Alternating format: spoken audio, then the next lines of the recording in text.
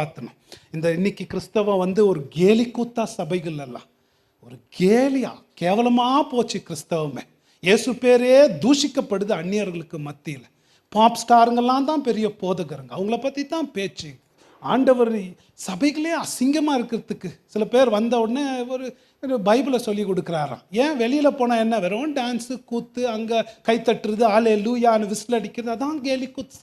சபைகளே அப்படி போனது காரணம் ஏன் இந்த கூட்டம் நடக்குது இப்படி? ஏன்னா எல்லாருக்கும் அதுக்கு அடிப்படை காரணம் காஸ்பிள் மேலே நம்பிக்கை போயிடுச்சு.